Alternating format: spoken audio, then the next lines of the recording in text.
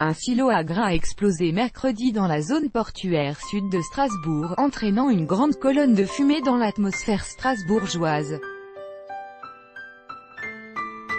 La question est de savoir si des fibres d'amiante ont été disséminées au-delà du périmètre de sécurité et si cela représente un danger pour la population. Des mesures de précaution ont été mises en place pour les personnes travaillant dans le secteur.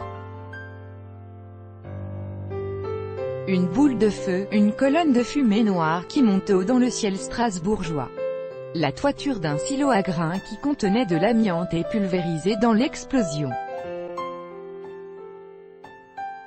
L'accident survenu mercredi à 9h20 dans la zone portuaire sud de Strasbourg et qui a fait 4 blessés dont 3 grièvement, peut-il également avoir mis en danger la santé des Strasbourgeois? Des fibres d'amiante se sont-elles disséminées un peu partout sur l'agglomération? Quelles ont été les précautions sanitaires? Pour l'heure, s'il existe une suspicion de présence de fibres d'amiante, il faudra patienter encore 24 heures pour avoir le résultat des mesures qui ont été faites.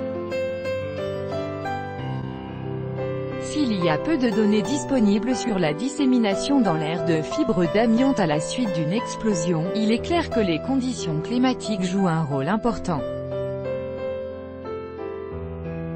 Contacté, Météo France indique qu'au moment de l'accident, le vent était faible, en provenance du nord-est. Fibres d'amiante dans l'air il y a eu, mais cela reste à confirmer, elles sont parties en direction du sud-ouest de l'agglomération. Mais pas de panique. Même si les fibres d'amiante sont volatiles, les grosses particules sont retombées dans un rayon étroit, explique Valérie Geoffroy, maître de conférence à l'Unistra. Les toutes petites particules peuvent s'éparpiller un peu plus loin, être portées par le nuage de fumée. Mais les quantités, dans un tel volume d'air, ne peuvent pas être très concentrées. Les fibres d'amiante sont plus dangereuses dans un environnement clos, rassure la chercheuse qui rappelle que c'est une exposition chronique aux fibres qui est dangereuse, pas d'être exposé une fois, des précautions, mais pas de panique. Dans un communiqué, la préfecture a indiqué que l'explosion avait bien généré des débris du toit amianté du silo. Les études menées par la cellule anticipation, sur site DREAL, SDIS, expert national silo, ont permis de déterminer un périmètre dans lequel des fibres amiantées ont pu se déposer suite à l'accident.